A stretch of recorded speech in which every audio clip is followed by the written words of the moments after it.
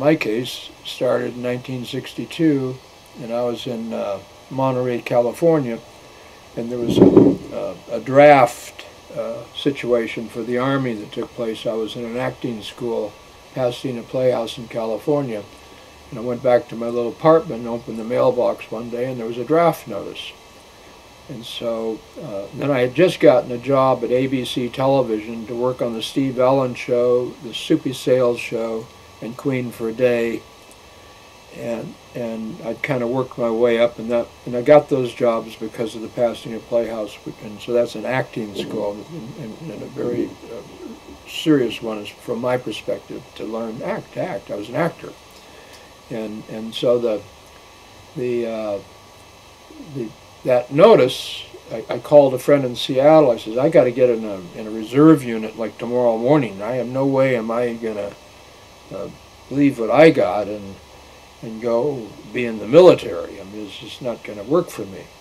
And I says, I'm not a homosexual, so I can't go and say that, I like to suck cock, or I like to do this, or I like to be fucked in the ass. I mean, I couldn't lie. I mean, that wouldn't make sense, because they send you to a psychiatrist, and then they're going to do a whole checkup thing to make sure you are telling the truth, that you do like to suck cock, or you like to be fucked in the ass.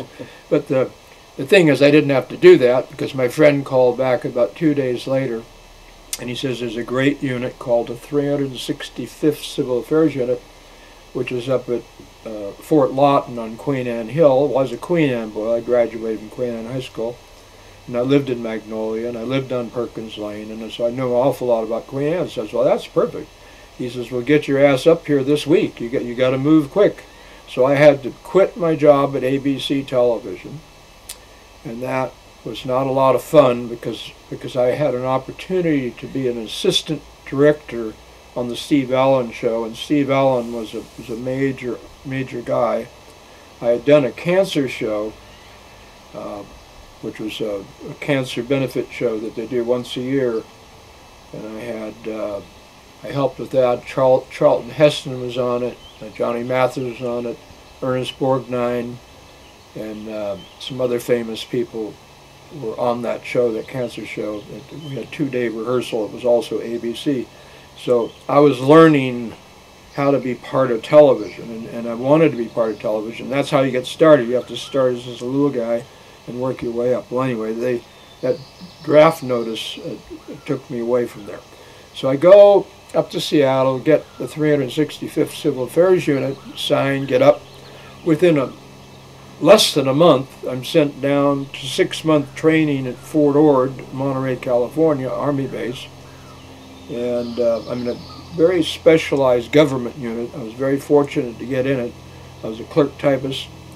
And then at a certain point during that 6 months that they call bivouac, I think it's bivouac, and at a certain point I was standing by out at the airport all suited up getting ready to go to Cuba, because our unit was going to run the government of Cuba because Khrushchev and Jack Kennedy were getting into a feud, and there was a thought of some very serious activity going on. At last minute it got settled. Well, I was hoping I'd go to Cuba, because at least something would have happened out of this Army thing. I might have had some Cuban cigars. I might have got screwed by some nice Cuban ladies. I might have wound up doing some Cuban drugs. I might have built a business in Cuba.